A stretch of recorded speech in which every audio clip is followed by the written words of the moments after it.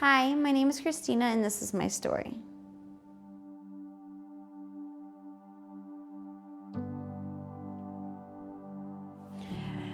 So coming from a bad childhood, I did end up turning to drugs to fill voids inside of myself, which led me to prison 3 times.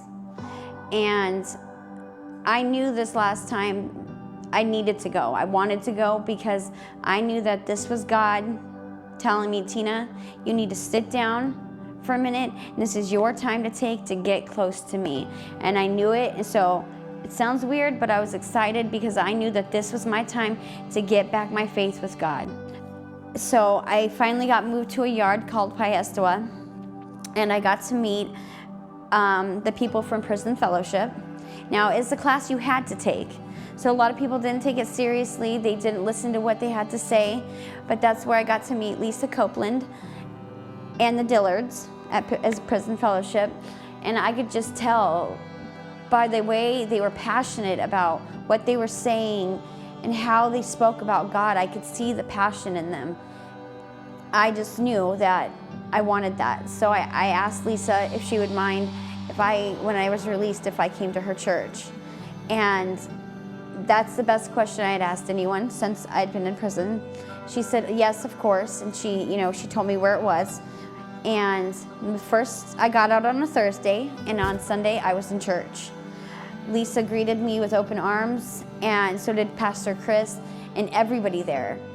2 weeks after, I was baptized with Lisa and Pastor Chris, and it was wonderful, because it changed my life. It's not just a little event. It's a big thing for me. The thing about this church is that these people don't just love Jesus, they love everybody. So when they heard part of my testimony before I was baptized, people after people came and told me, congratulations, we're so proud that where you can't come from and all that you're doing, and we're so proud of you, congratulations. And it was nice. And I always had a problem with not being able to hear God speak to me, but I think it's because I was not willing to listen. I didn't want to hear what he had to say because I wasn't doing the right things. I wasn't doing what I was supposed to, so I didn't want to hear what he had to say. But now that I've been baptized and started coming to this church, I can hear him now. And when he tells me, Christina, that man needs you, go minister to him, I can do that now and not be scared and not be shameful of sharing Jesus Christ with anybody. It just so happened that while I was in prison, I applied for Angel Tree, and this church, this God blessing, is the church that got my children. And so I happened to get out early, and they showed up at my house. When 3 of the people that showed up were baptized with me that day, and they brought my son a Bible. And my 4-year-old loves to read that Bible. He begs me to take him to church. He asks me on Monday, on Tuesday, on Wednesday, and he's so sad right now that he can't go to church where Jesus is.